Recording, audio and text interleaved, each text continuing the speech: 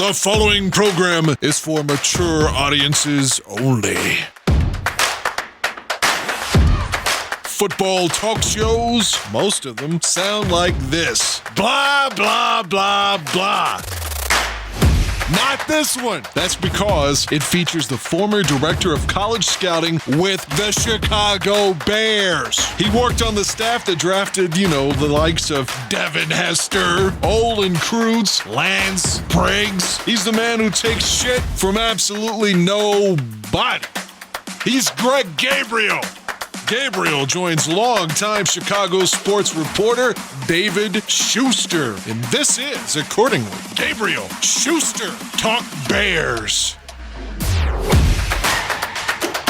And welcome into another edition of the Gabriel Schuster Podcast. I am David Schuster, and he is, of course, the all-knowing of the gridiron, Mr. Greg Gabriel. And Greg, I'm going to test you right off the bat. I paying you last week, so you don't have to.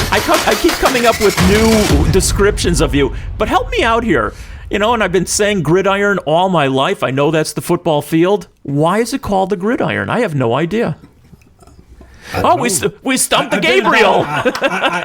I've been involved in this game since I was 8 years old. I have no idea. I mean, think about it. The gridiron. Okay? I mean, when you think of gridiron, and Aldo, of course, is going to Google this, I'm thinking of like a pancake griddle. Is that what it is? The name originates with the sport's characteristic playing field, which is marked by a series of parallel lines along the width of the field in a pattern resembling a cooking gridiron. Okay. So, we're sort of on target with that. All right. Anyway, there's some news. Right before we came in to record this, we're recording this on Monday morning. The Jacksonville franchise let go of the former number 4 overall running back the same year that Mitch Trubisky came out at number 2. Leonard Fournette was at number 4. He was let go.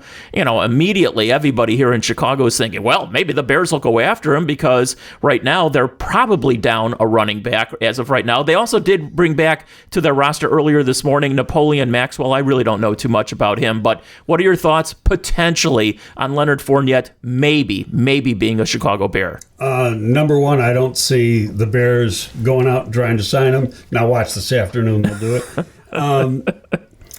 He's been a bust. Yeah. He had a good rookie year. I think, basically his football character isn't that good. He's been up and down weight-wise, up and down production-wise. Cried about being in Jacksonville. Guy's a talented football player, just hasn't done it. Did it 1 year, actually, in the National Football League. Hasn't done it since. But now you take in the Jacksonville situation, and anybody that plays worth a damn down there gets shipped out of town. You can go Jalen Ramsey a few years ago. They traded Ngakoue yesterday to the Minnesota Vikings. I mean, this has been going on and on and on, and they try to accumulate draft choices, and they don't draft worth a shit. So, where are they going? They're spinning their wheels. Well, we're going to talk about Yannick Ngakoue, and I had to Google the pronunciation of his name a little earlier just to make sure I didn't butcher it. Who knows, I might have butchered it anyway. We'll talk about him in a little bit because that's an interesting pickup by Minnesota. And also there's, we're going to play a cut from Charles Leno Jr. also talking about how that might change the Bears' stance when they go against the Vikings because all of a sudden the Vikings have pass rushers, much like the Bears, coming from both angles. I mean, Mack and Quinn is going to be the same thing as what Minnesota's going to be doing, guys coming from both ends. Well, Minnesota had guys coming from both ends. They had Everson Griffin before that, and they let Everson Griffin go in free agency this past off season, and now they bring in Ngakoue, who is a younger version, a little bit quicker, a little bit faster. I think it behooves any defense to have two guys that can rush the passer from the outside. The Bears weren't getting that from Leonard Floyd since they drafted him number 1. Good football player, just not a great pass rusher, and teams could concentrate on stopping Khalil Mack. Now when you brought in Quinn this year, that should change things because you can't just aim at trying to stop Khalil Mack as far as a pass rush goes for the Bears. Hey, Greg, I should tell everybody that coming up in just a little bit here on the podcast, we have Mike McCartney, who is really an interesting subject in himself, and he's another good friend of yours. And that's one of the beauties about doing this podcast with you, because you're so connected throughout the league that you have so many friends that are currently in the game. And of course, we had Jerry Angelo, who was the Bears general manager, who was previous in the game. So, I mean, that's one of the many beauties. And, you can keep giving me that money if you want to. One of the many beauties of sitting next to you here and doing these podcasts. I got a quarter somewhere. Listen, it's 25 cents more in my pocket than I have right now. Anyway, but what Mike McCartney is, and his father, of course, was a famous football coach at Colorado and so many other places, and he worked in the Bears front office for years, scouting director, but he also is now an agent, and one of the many players that he represents is Kirk Cousins. So I love the fact that he's been on both sides of the fence in the NFL, and I'm sure we'll get some good stuff from him. He understands the game, and he's a very, very good agent. And where I want to ask him or want to talk to him about is, given the fact that the Pac-12's not playing, a lot of the FC's S schools aren't playing, the Big Ten's not playing. We can talk about the Big Ten because the Big Ten now says they might start up around Thanksgiving. Crazy. That'll be a total farce. Crazy. In my opinion, anyway. How are they going about recruiting players given this new situation? I think that'll be an interesting discussion. All right, well, we're going to talk about so many things, but I want to go back to Leonard Fournette for just a second because, he did get released earlier this morning. He is a free agent. There's going to be, I'm sure, a lot of teams that are at least interested in talking to him. I don't know what the cost value is going to be to any franchise who tries to sign him, but he came out of college. He was a very acclaimed college running back. He went number 4, which is not normal nowadays in the NFL for running backs to go that high. And I was looking at some of the quote-unquote experts earlier this morning who said he was more of a bust as far as the draft goes, than Trubisky was, who was drafted at number 2. And, I said, well, I'm not so sure about that. I still think because the Bears traded up, and they didn't have to trade up to get Trubisky, that I thought maybe, listen, it doesn't make a difference. And both these guys will have an opportunity to prove me and everybody else wrong, hopefully for their own careers. But you disagree with me. You disagree when I say Trubisky at this juncture is more of a disappointment at number 2 than Fournette is at number 4. Well, I'm going to say this. Trubisky is a disappointment in that he did not play up to expectations last year. Now, you go back 2 years ago, first year in a new offense under a new coach, and Coach Nagy, they get to the playoffs for the first time in forever, and they are a field goal away. He does what he has to do in that final drive, get him in position to kick the winning field goal, get into the NFC Championship game, and what happens? Cody doink. Yeah, Cody Parkey misses the field goal. That's not Mitch Trubisky's fault. So now you are expecting big things, and I keep looking at all this. Oh, he's a bust. You can't do this. You can't do that. A year ago, we were saying this guy's going to take the Bears to the Super Bowl, and he didn't have the season. I don't have the answer as to why. We've discussed this before on earlier podcasts as why, but I still think that this guy, the arrow's still going up with this guy, and I think he's going to have a personal opinion. I think he's going to have a good season. All right, well, time will tell, obviously. That's always the jury is time. By the way, Cody Parkey, who we were talking about just a couple seconds ago, picked up by Tampa Bay. Okay, they picked up a bunch of kickers this past weekend. They're going to try them all out. And it sort of reminds me, kickers in the NFL, and I'm sure you have your own thoughts on this, are almost like left-handed relievers in baseball. They never go away, because there's just not that many good ones overall. And I've also always said this. Every year when they talk about the 5 most important players on a franchise in the NFL, I always have the kicker in the top 5. Because the kicker's either going to win or lose you at least 1, maybe 2, as many as 3 games in a season. So if he kicks those field goals in those game-winning situations, he's definitely one of the 5 most important players because he won those games. If he misses them, he's a bum and he's going to be thrown out of town. Well, you go back to Parkey. Yeah. And he lost the game that could have got him in the 100%. NFC Championship game. He lost other games too for the Bears that year. Yep. And they had given him big money. His salary is still counting on the Bears' salary cap this year. This will be the last year he shows up on the cap situation. But excuse me, that was a big expense for the Bears. turned out to be a bad decision. All right, we're going to get Aldo involved in this next question here as well. Obviously Matt Nagy over the last couple of days, and there's no surprise in what he said here, he is not going to disclose. I think he already knows himself, but he's not going to disclose to the media, meaning the fan base, meaning the Lions, which is the game one coming up now in less than 2 weeks, by the way, who his starting quarterback's going to be. Is it Mitch Trubisky? Is it Nick Foles? And the word is that both of them have been, I don't know if the word is serviceable so far during training camp. I mean, we can't see anything, so who the hell knows? So I went back and I took a look at the numbers for both these guys during their career. And obviously Foles has been in the league a lot longer. Trubisky overall 63%, in passing percentage. Foles right behind it 62. Trubisky 48 touchdowns, 29 interceptions. Foles 71 touchdowns, 35 interceptions, and they both have barely winning records overall as starting quarterbacks. Although Foles last year, I think he started 4 games, got injured, and I think all of them, and was 0-4, or at least his team lost all 4 of those games. So, I'm going to ask both of you guys right now. I've always said it's going to be Trubisky for the reasons basically you stated, Greg, because there's no exhibition games, and you can't really, the time is just not on Foles' side. So I'm still going to say it's going to be Trubisky. And I agree with you, and I go back to looking at Foles' career. I was with him in Philadelphia in the 2013 season. I was a consultant for Philly that year. He's a good player, but he has played his best coming off the bench.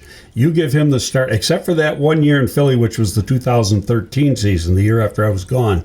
Except for that one season, every time he's played good football, he's come in as a relief pitcher and not as a starter at the beginning of the season.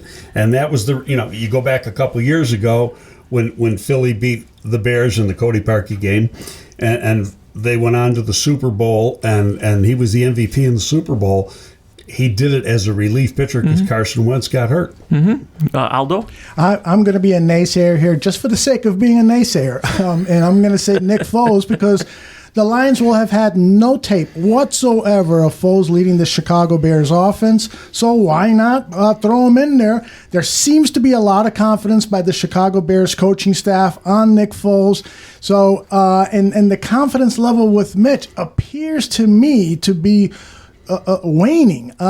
You know what? At this point of the season, whoever the quarterback is should be getting 75 to 90% of the snaps in practice. And now that the media has been kicked out, we need to get a drone over Hallis Hall to see who's getting those snaps. Well, here's where I'm going to argue with you a little bit on that one. Okay. You're right in saying Detroit has no tape of him leading the Bears. It's the offense. It's the Philly offense. It's the Kansas City offense. He was playing in Philly in this offense. Same terminology, a lot of the same type of plays. So they've got tape working in this type of offense. Excuse me. There are 2 types of players. One is more of a pure drop back, say pro-style passer. That's Foles. Trubisky is better on the move. He's more athletic. He can make plays with his feet. They give you a totally different dimension, and because of that, I disagree with your one assessment that the Lions are going to have tape. The other thing, I think, just from a competitive advantage, you want to make Detroit prepare for the offense isn't going to change, other than I think you're going to see a more conventional drop back style play. You're not going to see the rollouts.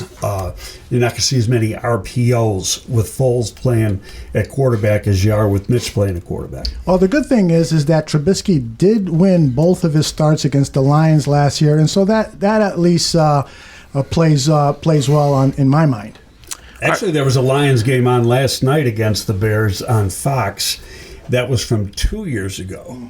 And Mitch threw for about 350, I think, and didn't throw the ball much in the fourth quarter because they had a 18-point lead going into the fourth quarter.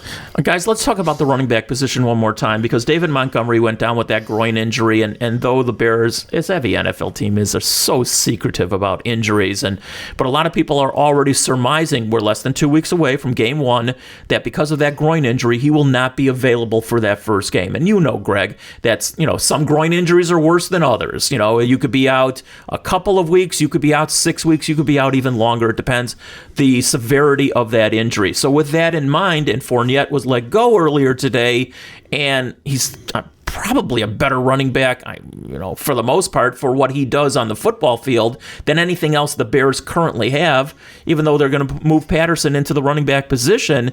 Would you take a flyer on him? It's hard to say, and here's why. Montgomery got hurt almost a week ago. It's like, Tuesday or something, right? Mm-hmm. Yes. And this is Monday as we record this. They have not even brought in a running back. Well, they brought back Napoleon Maxwell right, but again. He was in camp. That's true. He's a camp player, and Yep. they cut him early in camp, and so they brought him back. But they didn't bring in an outsider. Mm-hmm. Part of it is the terminology. Do I think Montgomery's going to play in the first game? No. Could he play in the second game? I'm going to say it's better than 50-50. But they said 2 to 4 weeks. It's 2.5 weeks from the time of the injury until the first game. It's 3.5 weeks to the second game. I think good chance he's available for the second game. What I looked at was the fact that they didn't bring there's veterans on the street. They didn't bring anybody in. They didn't even try to work anybody out. So, and they did bring in players last week. They brought in, on one day they brought in, I think, 4 different linebackers to work out. Mm-hmm. No running backs. So that tells me they like what they already have. Okay, now, from the outside, and we're not seeing practice, you're going to say, well, who's there? It's Nall, it's Tariq Cohen, you got Pierce, who's a rookie free agent, who I like, by the way. I've done just about every carry that he had at Oregon State. And then you've got Cordell Patterson that they moved to running back full time.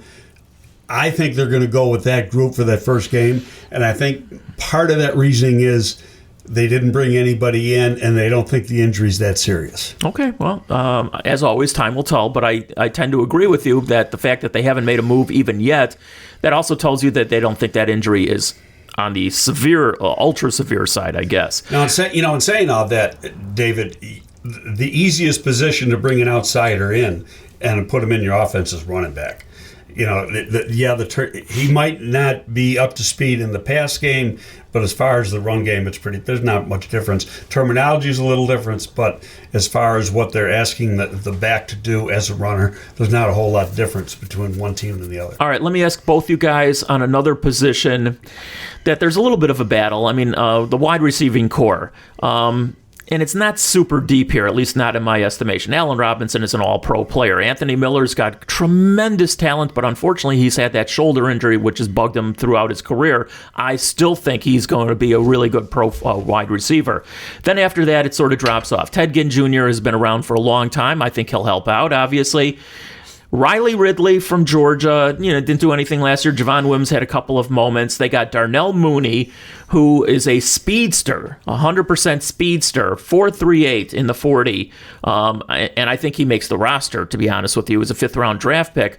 Where do you see that whole wide receiving core, ultimately, falling out? What's interesting? We haven't heard one thing about Ginn since camp open. Secret weapon. I don't recall seeing anything. Now, there might have been, and I just didn't see it. I just don't recall hearing anything, either on the radio or in the print media. I think you look at the receiver position, Riley Ridley coming from the Georgia offense. Now it's his second year in this scheme. Takes receivers a little bit longer to get acclimated in a lot of cases. He's got speed too, doesn't he? He's a pretty fast guy. No, he's not as fast as his brother. Okay. Where's his brother play for Atlanta, I think. He's probably a step slower. Ridley's like the Bears' Ridley's like a 4.55, and his brother's a sub 4.5. Still, he's a good route runner. He's got good hands. He's very long. He'll catch in traffic. He's good after the catch. I'd look for him to take a little bit of a step. But here's the thing, too, with the wide receiver position. Before, they were playing a lot of 3 wideouts, 1 tight end. I think this year, and you're hearing a lot about it too, it's going to be more 2 tight ends, 2 wideouts. And so that third wide receiver doesn't play into the mix as much, except in certain formations. What do you think, Aldo? I think that this, let me start with Riley Ridley. Most wide receivers, rookie wide receivers, the vast majority, I think Greg can confirm this, it takes them 3 years to really learn the NFL game, to learn the route tree, to become comfortable with the speed of the NFL game and so forth. And so Riley Ridley in year 2, I don't have high expectations for him. If he catches 25 passes and a couple of touchdowns, that would be great. I think that the next great big leap is going to be in Anthony Miller. This is his 3rd year entering the league. He apparently is much more mature, understands that he has to run the route no matter what he sees out in that field, because it impacts what other players are doing out on the football field. Sometimes he adjusts his routes just because he sees kind of an opening, but he doesn't realize that it screws up the entire play. So from all the reports that I've heard is that Anthony Miller is ready to take that next big step. And with him and now these 3 tight ends that we're going to see, all these positions that we're going to see, I think that the passing attack is going to be strong with Robinson and Miller, and hopefully a 3rd receiver will rise to the level. All right, Anthony Miller in college was so good in the red zone. So good in the red zone. And he's proven to be pretty good in the red zone in the pros as well. Mm-hmm. Unfortunately, once again, the injuries have sort of held him back. So you're right. I think this is a big season to stay healthy first and foremost, and then I think his talent will prevail. Yeah, and Aldo is right. It takes a while for a wide receiver to acclimate himself to the NFL. And part of it is just playing to top speed. You know, he's a guy that's a sub-4. He's like a 4.45 guy. He didn't run at the combine because of a foot injury, but he's a guy who can run. He's a burner. And but the route tree he ran at Memphis versus what he's asked to do in the NFL is totally different.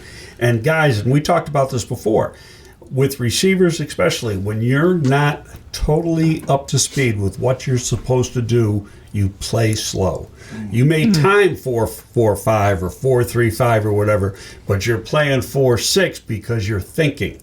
And when you think instead of react and anticipate, you play a step, sometimes 2 steps slower. And that's the big difference with receivers, because they're asked to do so much more. A lot of these guys coming out of college only got like a 3-route tree versus an 8-route tree in the NFL. And on top of that, they got to read coverages. They don't necessarily have to read coverages in college. Here they've got to make sight adjustments. So if the defense is doing one thing, that changes the route they're running in a certain play. All good stuff, guys. Let's take a break here. When we come back, we're going to hear from Mike McCartney, another good friend of yours, Greg, and I know he's going to have some good stuff for us. We'll be back right after this. Hey everyone, I'm Chad Gordon. And I'm Ryan Lieber. We're the hosts of the Friendly Confines podcast. Each week we'll bring you the latest Cubs news from the fans' perspective with some of the biggest names in sports. Joe Buck, welcome to the Friendly Confines with Chad and Ryan. Yeah, oh my God, I'm happy to do it.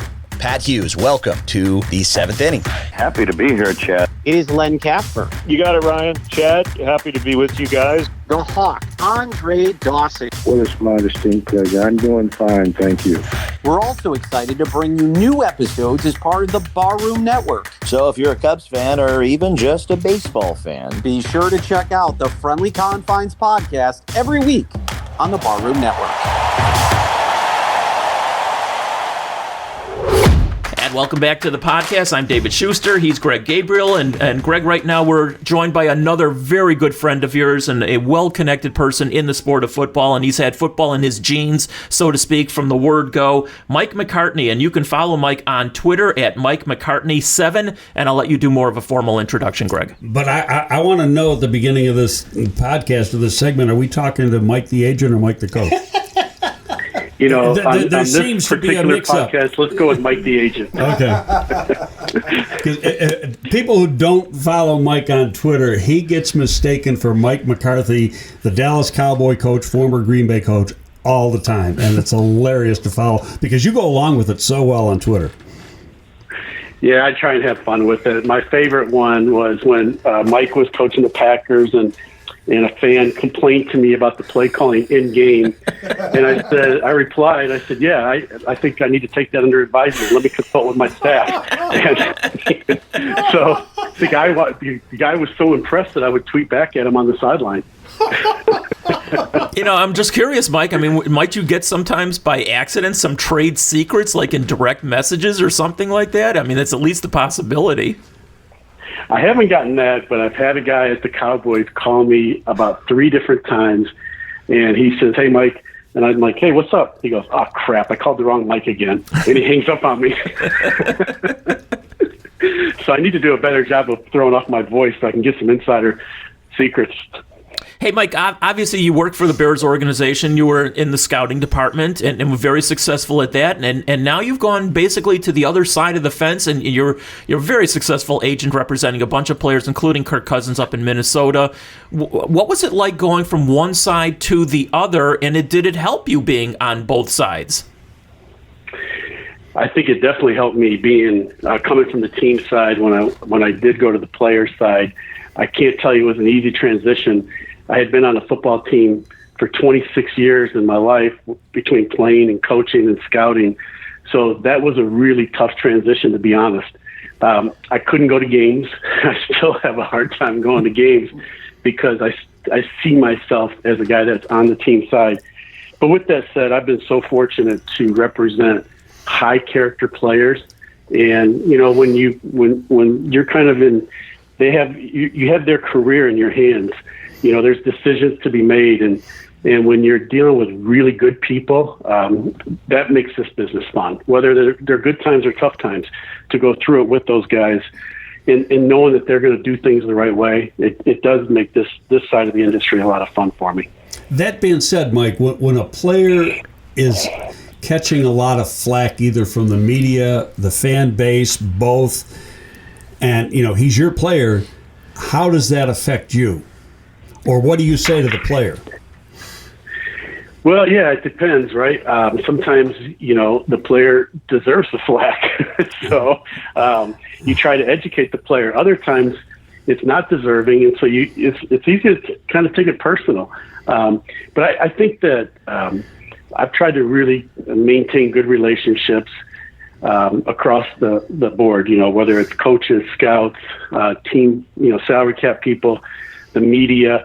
And so when you work at having good relationships, you can at least call people and try to explain the situation. I can remember several years ago, Monday Night Football, if you guys remember the Fail Mary in Seattle, right, where Green Bay loses the game. And my client at the time, TJ Lang, puts out a tweet after the game with a vulgar word, and it ends up being the, second or third most retweeted tweet in the world that year, other than Obama winning the presidency. So, but I immediately reached out to TJ. I'm like, "Hey man, I don't think you want to tweet this." And he had left his phone, come back 20 minutes later, and he's like, "Oh well, it's out there."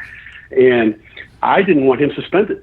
So I quietly made a lot of calls and tried to explain the heat of the moment. If you remember, there were replacement officials, just a lot going on, and tried to just gain some support from people in the media. And ultimately, the NFL didn't fine them or suspend them or anything. So, I do think it depends on the situation, depends on the player. Some players need to be educated. They make mistakes. It happens to a lot of us, right?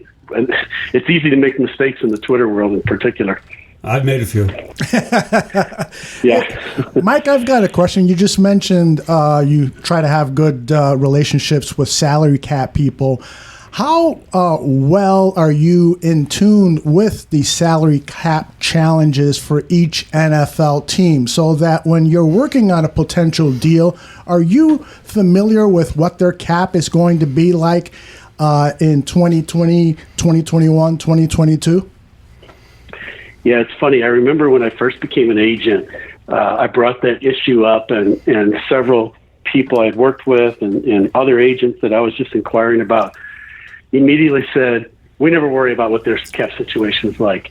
And I didn't really buy into that. I always felt like if you had an understanding and could help find a creative way around it, that would be a better approach. So I do try to pay close attention to the challenges that each team faces, and sometimes, teams hide behind that and try to negotiate the lowest deal possible. Look, let's be honest, New England, earlier in the summer, probably went to Cam and said, hey, we have no cap dollars. And all of a sudden, within days, they have a lot more cap space. So, just trying to understand who they are and their history and what they're going through, I think is all part of the equation when you're an agent. Well, part of it's looking at the cap situation, too, and seeing what players can be restructured where it doesn't affect the players' in-pocket money, so to speak. You're just converting, say, salary to bonus or whatever, and then you're creating more cap. Am I right in saying that? Yeah, now I will say that that's written into the language a lot more than it used to be, where the agent and player don't even have a choice in the matter. So the club, there are several clubs that just write it in that it's at their discretion to convert any dollars into signing bonus to create cap space. More teams do not do that now. But yeah, I just think, understanding what a team is up against helps. Now, at the end of the day, if you have a really good player and it's a player they want, there's nothing in the cap that's going to prevent them from getting that player. I mean, didn't we just see that yesterday with the Minnesota Vikings trading for the franchise defensive end in Jacksonville, right? He took a pay cut, but at the end of the day, if Minnesota wanted him and they found a way to make it fit. And that's always going to happen with a great player. That brings up an interesting question. He got hit with the franchise tag, and he's got to sign the tender before he can be traded. How can they turn around and take, I'll just throw a figure out, $5 million out of his pocket in doing that? What's the procedure for doing that? So you have until July 15th to negotiate a contract, an extension, so to say, on this franchise tag. Obviously, that date passed. From that point forward, through the end of the season, the player can sign a contract for the franchise amount or less. So clearly, Jacksonville gave Minnesota permission to talk to the agents and negotiate a deal that was less. So the player had to make a decision at that point. The player, I would think, what went into his decision-making process was, I'm not going to show up until I absolutely have to, maybe week 10, and I'm still going to make a lot more going to Minnesota playing a full season than I would by staying in Jacksonville for 6 or 7 weeks. So, but because it was less, he was able to renegotiate that contract. Okay, I got you. Let's change gears a little bit. This year in college football, it's like nothing we've ever seen before. You have a lot of FCS level schools that aren't going to play, or they're going to try to play in the spring. The Big Ten is not playing this fall, and then just in the last couple of days, they're saying, well, maybe we can get going by Thanksgiving. The Pac-12 isn't going to play. How does that change what you try to do as far as recruiting players and putting your class together for the 2021 draft? Yeah, it's had a big impact, and we certainly have been recruiting a lot of Big Ten and Pac-12 players. And so when the day came where the announcement was made that the season was postponed, I immediately got on the phone with different recruits and or their parents, and this was my advice. Don't turn pro. Don't make any rash decisions right now. We don't have all the evidence of what's going to happen. No one knows how this is going to unfold. I said, let's play it out a couple scenarios. One, what if we get a vaccine next week and all of a sudden there's a chance where we can play? The guys that are turning pro now are probably going to be sick to their stomach. Let's take it the other extreme. Let's say COVID just wreaks havoc and ends up canceling the National Football League season. Who knows if we're going to have a draft at that point? We don't have enough information for you to make a decision in mid-August. If an agent is pressuring you to make a decision, it's about the agent. It's not what's in your best interest. And I said, you have time here. If in the next month or two it becomes obvious that there's going to be no football that fits what you want to do, whether it's in 2020 or early 2021, you have plenty of time to turn pro. To have this mindset that you're just going to go train, that doesn't make sense to me. Training for the combine is a 6 to 8 week program, 10 at the most.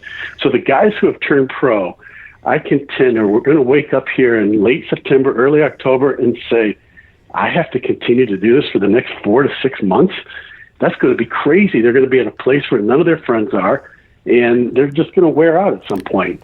So I've just really been encouraging guys, stay in college, stay with your program, still do football. You've got great facilities at any of those schools in those two conferences, right? You've got your nutrition, you still have your coaches, and let's just let it play out a little bit.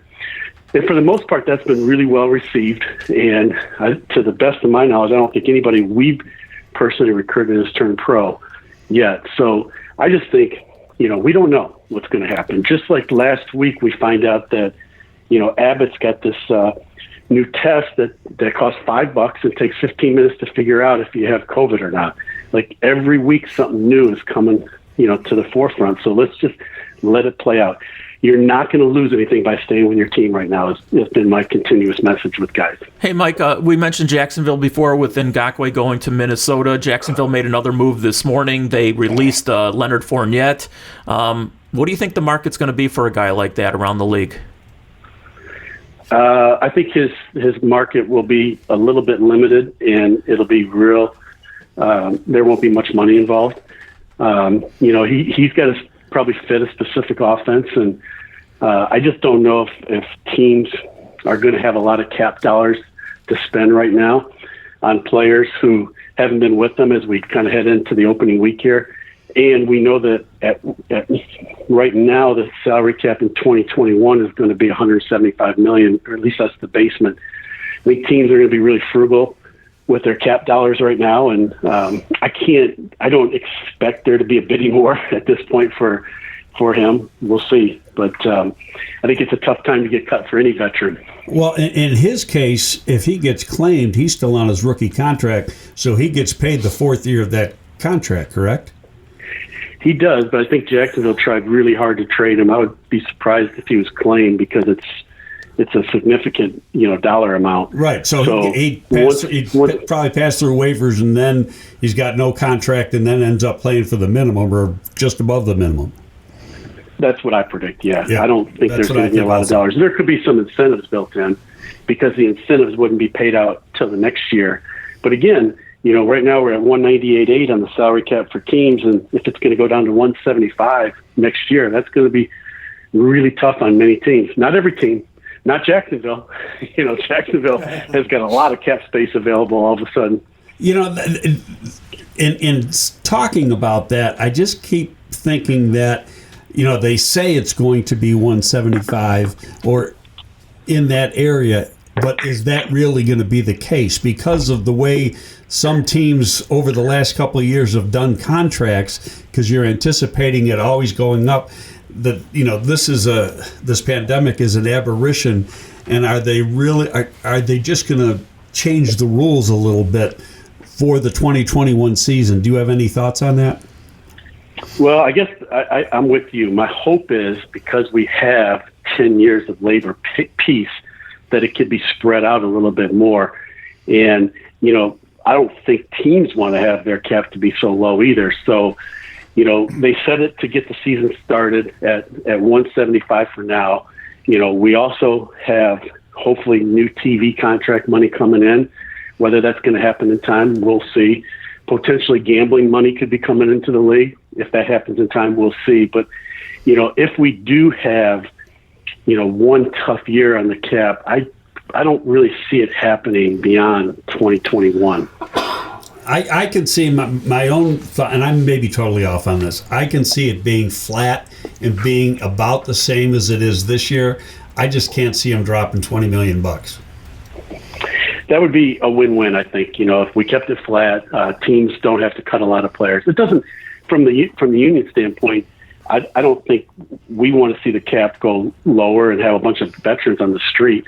That doesn't make sense. And from the team standpoint, I wouldn't think they'd want to have it go lower as well. And then now they're cutting some of their best players. So it just doesn't make sense to have the cap lower by $24 million. So I guess I'm with you, Greg. That's my hope too, is that at worst it'll be flat for a year, and then we'll see good increases beyond that. Hey, Mike, I know you still follow your old organization, the Bears, and obviously one of the many questions they have, like other teams, it's some positional battles, but the main one, obviously, is Trubisky and Foles. And Matt Nagy wisely said that he's not going to release to anybody, much less the Lions, who his starting quarterback is, probably until about 5 minutes before the game a week from this upcoming Sunday. But Greg and I both think it's going to be Trubisky. Aldo thinks it's going to be Foles. From an outsider standpoint, what do you think is going to happen? Just out of curiosity. Oh, I expect it to be Foles. I think he knows Matt's offense, and he gets rid of the ball quickly. And I think that's the one thing that Mitch has got to continue to grow in is just hitting that fifth step and anticipating where he's going to go with the ball. He does it some. He needs to continue to get better at that. But I think that's where Nick, being a veteran, he's been in the huddle in the Super Bowl. He's been, with some really good teams. So I expect Nick to win that job as well. I got a question regarding the Chicago Bears free agents for 2021. Excuse me. Allen Robinson, Tariq Cohen, Cordero Patterson, Richard Coward, potentially their starting right guard, Roy Robertson Harris, up-and-coming defensive lineman, linebacker type. Those are among the key free agents the Bears have to sign, I'm sure would like to sign for the 2021 season and beyond. With everything that's happening with the salary cap and the pandemic and so forth, I keep telling my followers on Twitter that we probably are not going to see extensions on contracts until all of this stuff is figured out at the end of the year. Is that good advice that I'm telling my followers, or do you potentially see some of these players being signed during the course of the season? I think we're seeing some signings right now. Houston just signed their linebacker, the Vanderbilt kid. So I could see the Bears trying to sign one or two players early in the season. I actually got a call from another organization yesterday regarding a player, and they said, hey, we want you to know we're interested in doing something. There's just a lot going on right now. There's a lot of unknown, but just know that we're going to come to you at some point during the season. And I was fine with that. And I told my player, I said, hey, the closer we get to free agency, the more the money goes up anyway. So all good, but to your point, there is a lot going on. There's a lot of unknown, and yet, the smart teams are not going to want to lose their best players. So I would think the Bears in particular are going to be really aggressive with a couple of them, including the receiver. The closer you get to free agency, the easier it is to say no to a deal so you can go see what's out there. Mike, I got one last question for you, and I was thinking about this driving over to the studio this morning. Relatively speaking, training camps from a COVID standpoint have gone pretty smoothly to date. And now I'm going to bring in the opt-out thing. And you had players that basically had to opt out before camp even started. And part of it was they probably didn't know exactly what the scenarios were going to be. Do you see the union and the league going back on the opt-out clause and let some of those players who opted out change their mind and come back into the league for this season? I don't. I think I think that was probably a tough discussion over several, days, and they came to a decision, and I think they're going to stick with that. And, players had ample opportunity to, investigate and for the most part, as I read about players opting out, they had legit family concerns that they were worried about, and those concerns probably aren't going away at this point. So I really don't think that's going to change, and I don't see the league or the union even honestly having conversations to change that one. I don't see that happening. Okay, I was just thinking about it going on, coming over, and I'm just thinking this has gone very, very smoothly so far.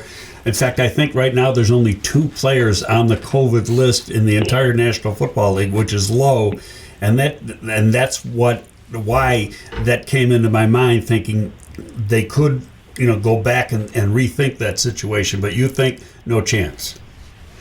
I think no chance, but it's been great news to see this all unfold the way it has, and even the guys who have tested positive, I don't think we've heard about one player getting really sick at this point. And the truth is, the best place to be, whether you're in college football or the NFL, if you get COVID, is at the training room site, because those guys are going to be able to handle how to treat you far better than mom and dad is, or the wife or whatever. So that's the safest place to be, in my opinion. And The news has been great, and hopefully it continues. We've got, ahead of us a tremendous season, we're all hoping for, and let's just keep this COVID away from everybody. And everybody's got to be smart, too, when they leave the building. Yeah, absolutely. Hey, Mike, this has been great stuff. I know personally I've learned a lot just listening to you over the last 15 or 20 minutes, and we could do this all day, but we do appreciate you joining us, and we look forward to talking to you again down the road.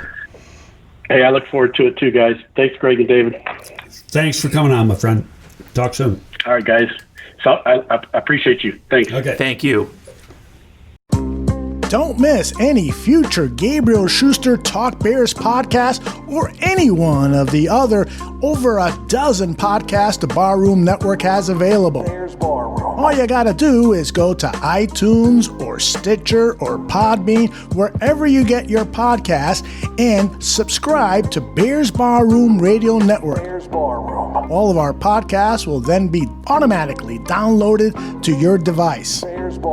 You can also listen to our podcast on our YouTube channel, Bears Barroom, and on Spotify, Bears Barroom Radio Network. Bears Barroom. And welcome back to the podcast. And Greg, that was great. And I do mean great stuff with Mike McCartney. And I meant it when I said I learned stuff just listening to him. Well, Mike is very informed. And on top of that, I mean, not only does he know the agent business, he knows the football business, right, being that he's lived it for a good part of his life. And then you add to that, he's a quality person. And you put those three together and you get a guy who's as successful as he has been. I love the fact that he is now suggesting to players, and I saw there. I think there's a wide receiver from Tennessee who's opted to not, stay in college, and he's already sort of entered his name into the NFL draft, or is, whatever the process is. But Mike is suggesting to a lot of prospective clients, stay where you are, and that's great advice. I mean, you're still surrounded by great coaches, great facilities. If by chance you come down with COVID, you're also surrounded by people who can help you better than, like you said, mom and pop. That's right. So, I mean, really, really good advice. And when you say he's a good person, to me, that's always first and foremost. I wanted to ask him, we didn't get an opportunity to get to it. There is a handful of guys that have already signed with agents. Mm-hmm. And as soon as they opted out, they had signed, with the agents, some with some big-time agents.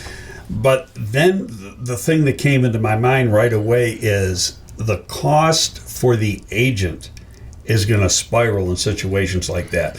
Generally speaking, you're signing the guy at the end of the football season, and then in January, you're sending him to a camp. It could be, down in Texas, Arizona, Florida, California, and you're getting him prepared for the combine. And it's, like Mike said, 6 to 8 weeks, and it's expensive, and that cost is incurred by the agent.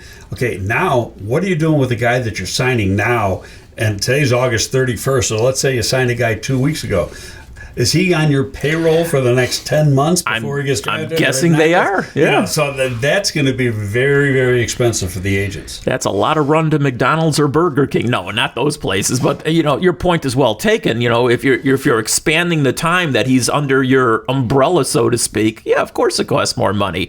Greg, I want to talk a little bit about the Bears, because there's still a couple more subjects. But I want to talk about college football, and you brought it up earlier about the Big Ten, and I've said now for the last 4 weeks that we've done these podcasts, this is one of the all-time stories to me. They keep waffling, I guess is the best word. And now the Big Ten is talking potentially, although I don't know where this information's coming from, because I'm not hearing it from their commissioner. I'm hearing it from other people inside the Big Ten, whether it's players or maybe even some coaches, that possibly they might get, start a season up at Thanksgiving or on New Year's Day or after the Super Bowl, which is in February. I mean, this is just absolutely crazy. And so what are they going to do? They're going to have a national champion talked about on January 15th, and then have another national champion if the Big Ten plays into March or April. I mean, this just blows me away. No, my personal feeling is they didn't think this thing totally at all when they opted out. Or just stick with what you said originally. But now, you've got coaches upset. They're getting killed recruiting. I'll tell you that right now. I'm sure of that. They're getting killed recruiting. And then, you've had coaches upset, you've had players upset, players are opting out, and to say you're going to start at Thanksgiving, okay, most of these places have open stadiums. So you're going to go to Iowa in December and January to play a football game? No. You're going to go to Michigan State, Wisconsin? That ain't happening. And it may happen, but you're not going to have a lot of fans in there. And I think that your top players, your seniors that are bona fide NFL prospects, they're going to say, screw this, I'm not playing. Well, actually, I took a look, just out of curiosity, where are the dome stadiums in the Midwest if they wanted to try and do this? Obviously, you have the Dome in Indianapolis. You have an indoor facility in Minnesota. You also have, the Ford Dome or whatever it's called in Detroit. There is another one. It's only a 16,000-seat indoor dome in Cedar Falls, Iowa, for the University of Northern Iowa. And So I've been to that place about half a dozen times. What's it like? I mean, an indoor 16,000-seat. What's it like? It's actually not a lot different if you've ever seen smaller scale. North Dakota State. Very similar to the North Dakota State Dome. Okay. It's a smaller sized dome. The Alamo Dome is a little bit smaller scale wise than the Alamo Dome, but that's not a big stadium either. Well, I mean, I guess there's potential if you want to take on the road, the Big Ten. You can go out to Glendale and play in that facility, but then you got to transport everything, and there's a cost involved, of course. I don't see this happening, is what I'm trying to say, more than anything else. And what are you going to do? Much like the NBA's got 4 games played in the bubble a day, or you're going to have 4 Big Ten games played starting at 9 in the morning, playing up until like 11 at night in these dome stadiums. I mean, this is just crazy, crazy stuff. They're going to want their fan base there too. So it's the band can't travel. I think the Big Ten and the Pac-12 have really dropped the ball on this. Now I get the concerns with COVID, and it still remains to be seen. The college season, technically, it's already opened up. You had a small school game over the weekend. You're going to have some more this coming weekend, but the official start is the same weekend as the NFL. Season that's Saturday, so we got just under 2 weeks, and that's the SEC, the ACC, and the Big 12. It remains to be seen how that's going to go as far as infections and things. There have been North Carolina State had an influx of infections, and they've pushed back their season a couple weeks. But for the most part, it seems like it, unless it's going unreported, it seems like it's been relatively clean at the college campuses. Well, yes and no, because I saw a story, actually, I think it was either yesterday or this morning, where there's 1,000 students who tested positive down in Alabama, at the University of Alabama. I saw that yesterday. 1,000 students. Talk about a toga party. College kids will be college kids. Yeah, that's why I'm and I've told you this before, I'm leery that this is going to work in the Southeast and the Big 12 or whatever they're called, because, I mean, already, with the first day of practice, there were nine student athletes at Oklahoma who tested positive. You're not going to lock these guys in rooms. It's just not going to happen. So, I don't know. Time will tell. We'll see if the Big Ten is right or wrong. We'll see if the other conference is the same thing. Notre Dame had an outbreak also. Yep. Right when they started fall classes, that has cleaned up. They're going to restart classes. They were doing, the last 2 weeks, they've been doing online classes. They're restarting in-person classes tomorrow. All right, well, it's interesting because there was a college game already, as you mentioned, just the other night, and it involved Austin Peay, and I can't remember who the other school was, but Arkansas Central or was it? Like okay. That. The very first play from scrimmage, the guy runs 75 yards, give or take, for a touchdown. He didn't want to get infected. Guess not. Can I tell you a quick story? Because sure. I went to Southern Illinois, and I was part of the broadcast team, and we went down and we played Austin Peay in college basketball once upon a time, and they chant. We won the game, for what it's worth. I didn't win the game. I'm just part of the stupid broadcasting team. Anyway, we're playing down in Austin Peay, and the chant from the fan base was "Let's go Peay, let's go Peay." And honestly, it was so psychosomatic, I had to go to the bathroom every time they kept saying that.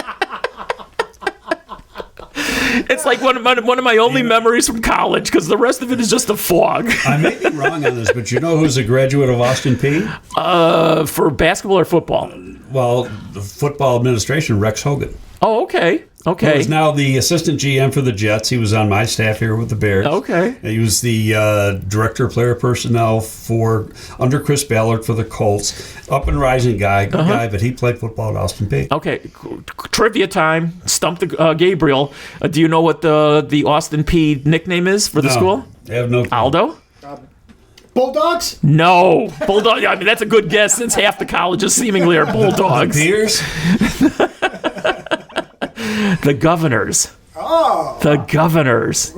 Don't know which political party the Governors are, but the Governors. All right, whatever. Tennessee is most part a Republican state. Yes, no doubt about that. All right, let's get back to the Bears before we wrap this up. They practice at Soldier Field. They always do this every year. They usually call it Family Day. I don't know if they called it Family Day this time because I don't think any of the family was there. No families. No, but what kind of advantage and what's the necessity for them to practice at least one time? Now, during the season, the kickers will go down there as well. They should. I mean, Cody Parkey was sort of documented. He had to go down there because he kept screwing up left and right, and he finally had to get the hang of the wins during the week.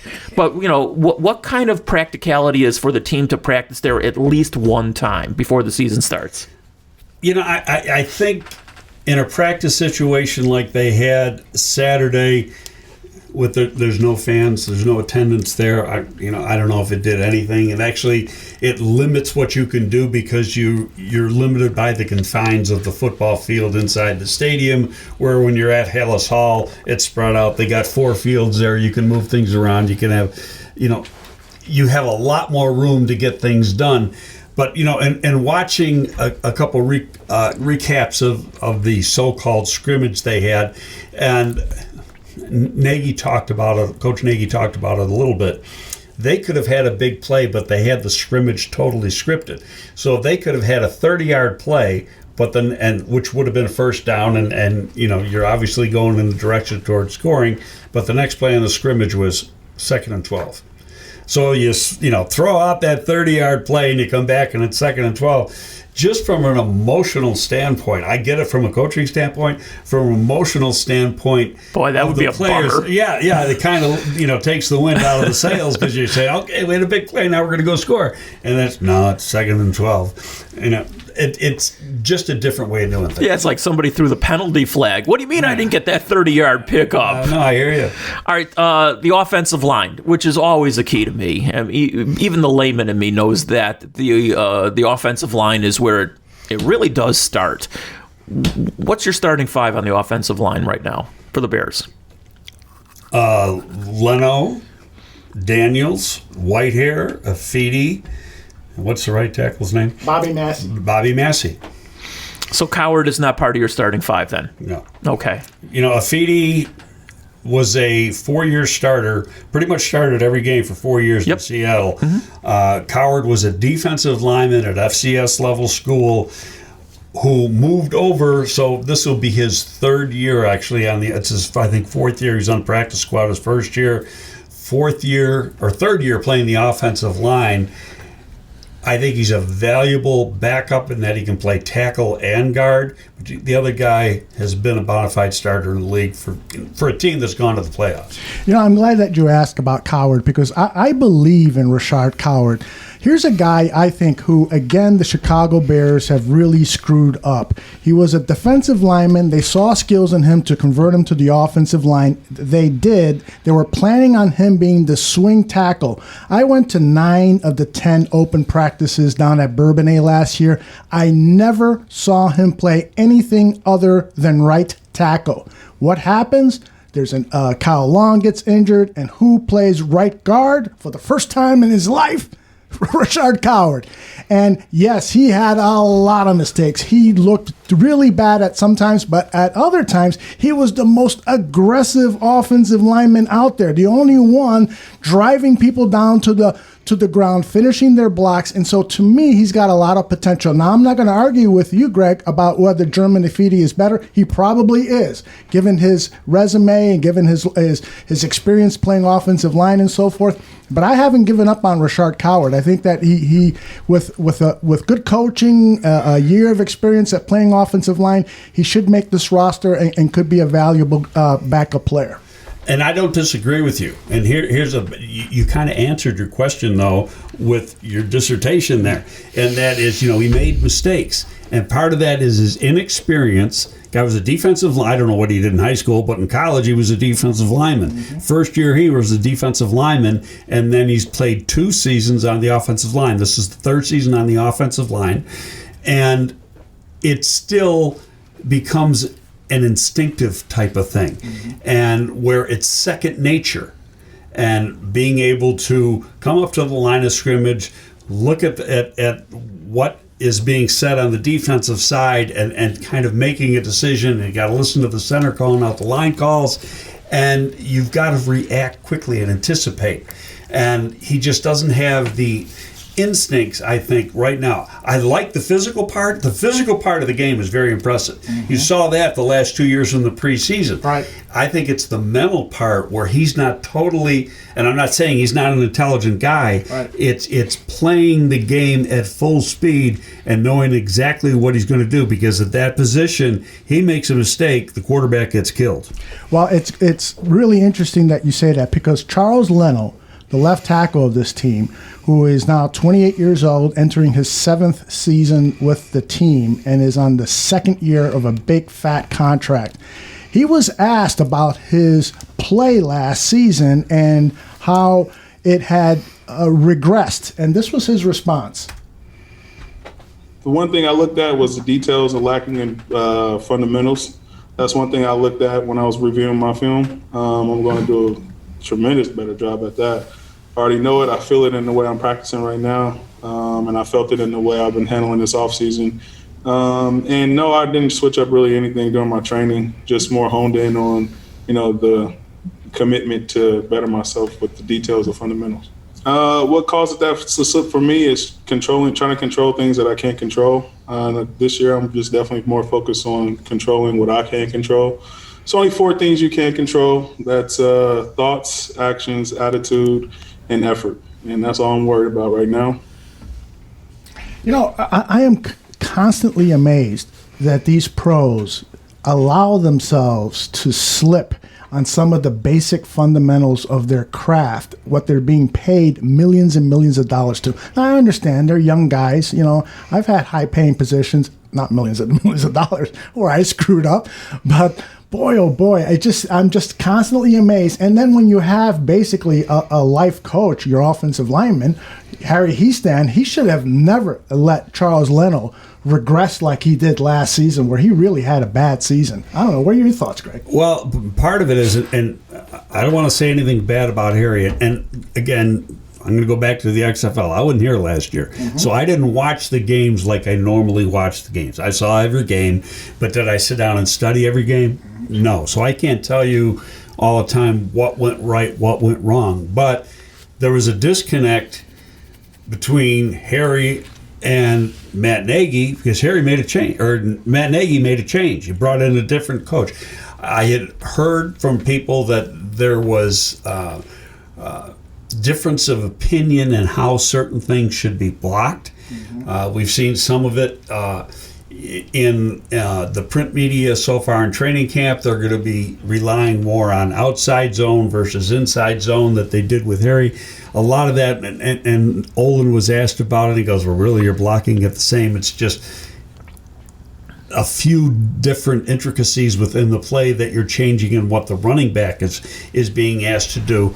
But you've got a different coach who's, I think, a little bit more aggressive than Harry is as far as teaching people. So, that's going to be a thing we're going to look at as fans when the season gets going in less than 2 weeks, is how is the offensive line going to step up and play, because they want to get the ground game better, and a more improved ground game will have a dramatic improvement on the pass game. I'd like to ask this question of both of you guys. You Greg, with your years of experience at the NFL, and David, you being in so many locker rooms, the Chicago Bears, Bulls, Blackhawks, White Sox, you name it. these disagreements that happen with coaches and players, like for instance, I'll give you an example. This is an unsubstantiated rumor, but one of the rumors that floated around last year is that Riley Ridley, the rookie wide receiver from Georgia, who we talked about earlier on the show, that he didn't even dress for half the games of the NFL season because there was a rift between him and Matt Nagy, in that Ridley questioned a particular pass route and how it should be run, and Nagy took offense to that, and therefore Riley Ridley was in the doghouse. Now, this is an unsubstantiated rumor, okay? But I bring that up because you, Greg, you just mentioned about disagreements with blocking and so forth. So I want to get your temperature from both of you guys. Does this happen a lot in sports where there's these internal agreements that lead to bad performances? Well, I'll answer it this way. You've worked in different situations in the media, the radio stations, TV stations, whatever. Did you get along with everybody you work with? Hell no. Okay. That happens. And there's going to be disagreements. Jerry and I used to fight all the time when we were working with the Bears. And it was friendly. I'm not going to say fight. I'm going to say disagree. Right. One thing I would never do is I would never disagree with Jerry in front of the whole group. It was always done in his office, in private, and we talk it out. And we're good enough friends that you could do that, and it's not going to affect the relationship. Right. Now, you have a wide receiver. I don't know if that's what you said about Riley Ridley is true or not, and this is the first I heard of it. If that was the case, part of it is you've got a head coach that wants a rookie player to learn how to become a pro. That's part of the game. Learning how to become a pro, and that's your attention to detail. And I can go back to a situation where I had a conversation years ago with a player on the Bears who didn't like the way, and I want to mention who the player was and who he was referring to, but didn't like the way another player was doing things. He brought it up to me because he knew I'd take it upstairs, but he said to me, he goes, I've known one thing. He goes, I might be old school, but you do things the way the coach wants you to do things. He's the coach. I'm the player. And so, and I get that. Right or wrong, you do what the coach wants. It's his design, and a young player's got to learn how to become a pro. He's got to learn how to do things the way the team wants it done, the way the coaching staff wants it done. So if he's going to argue it with a coach, he's going to sit because he's going to learn how to, his time will come, but he's going to do it their way, not his way. And I'll answer it from the perspective that I was in all those locker rooms over all those years and still am. Does it happen? Of course it happens. I mean, there's no universal love between anybody. That's on a different planet, not here. So, yeah, it happens between coaches and players and coaches and coaches and players and players. Of course it does. I tend to doubt the one that you mentioned, the rumor, because if there were repeated disagreements between that particular player and Matt Nagy, I don't think he'd be on the roster this season. I just don't. So I don't believe, and I never heard that one either, previous to what you're just saying. But yes, it does happen. Now, I'm going to go back to the coach that while you were there, Lovey. Lovey had disagreements with players, but he never, and I mean never, let anybody in the media ever know about it. I mean, all disagreements, if there were any, were handled behind closed doors. I mean, he was really good at that. Of keeping things quiet. Yeah, it's kept within the confines of the locker room. Some coaches are better than others. He was the best at it. And unless you get a situation and it wasn't a coach-player thing, it was a player-player thing, like with Olin at the FBI shooting range. But if they could have kept that one quiet, they would have. But the media did its job, and it came out in the open. But again, does it happen between coach and player? And obviously, some coaches, I mean, Joe Madden was also known, much like Lovey, as a player's coach, a player's manager. He would get on guys behind, closed doors, absolutely. But you just wouldn't hear about it very often, if at all. And again, in regards to Riley Ridley, I don't think, did he probably correct him here and there?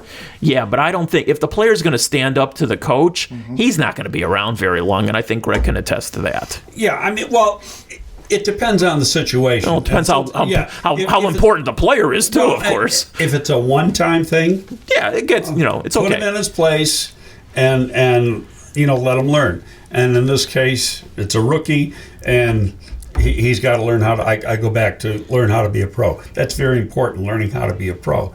And the guys that are successful, the players that are successful, have great football character, and they know how to be a professional athlete. They know what's expected of them. Hey, guys, I just want to leave you with this one thing. We're going to go to another franchise. There's a lot of stories, some good, some not so good, with the Washington franchise. I mean, Alex Smith, we talked about this last week or 2 weeks ago, him coming back from the terrible broken leg injury, and I guess he's practicing and he's passing the test so far as that goes. You still think he's going to be their starting quarterback, don't you, Greg? I think given that he's healthy, yes. Okay. I don't know what's going to happen there, but the other story is obviously his coach, Ron Rivera. Ron Rivera, is both a player and as an assistant coach with the Bears, one of my favorites. Just a really good human being, and certainly knows his trade also. And, he's been diagnosed, and I can't remember what kind of cancer it is. Forgive me, I just don't know. I've seen a couple things, and the one thing, and I had a text conversation with Ron about this. Okay. And if squamous cell cancer, and I'm familiar with the squamous cell because my wife had a squamous cell cancer, and hers was right here under her eye, next to her nose, and a plastic surgeon actually did the surgery, and they take off a layer of skin at a time, take it into pathology, so it takes time. Take it into pathology, and once you get to a point of the skin or down a few layers of skin where there's no more cancer involved, then they close the thing up. You'd never know my wife even had the surgery. Okay. You can't see a thing. I let Ron know that. I understand his is on his back or his back of his neck or something like that, which means, in my wife's case, she saw it right away. There was something on her face. When it's on your back or the back of your neck or whatever, somebody else has to actually see it. You're not going to see it unless you're going to feel it. Right. So it could be further along. But he was thankful in the conversation. He did not say if that was actually the case. I had read that it was a squamous cell cancer, so that's why I wanted to, offer that information to Ron, and I've known Ron since he came here to Chicago in 05 or 04 rather, and I think that they've got it under control. Good. And it's not, and in this case, and going back to my own personal situation with this, it didn't affect my wife one day as far as going to work and not going to work or whatever. It was, in and out of surgery, and she was back to work right away. And the same thing would be the case with Ron. Certainly wishing him the best. Yep. One of the best people that I think either one of us has ever met in or out of the sport of football. Just a good man. You're a good man, Greg. You're a good man, Aldo. We're all good men. And this is fun again today, guys, and I'll look forward to next week. Who are we going to have on next week? Are we going to have on the commissioner? Who are we going to have on? Not too much pressure. Maybe we'll have Aldo on as a guest. Hey, all right. Give him a bigger time limit. I can talk. Anyway, it's been fun, and we'll talk to you again next week. Thanks, guys.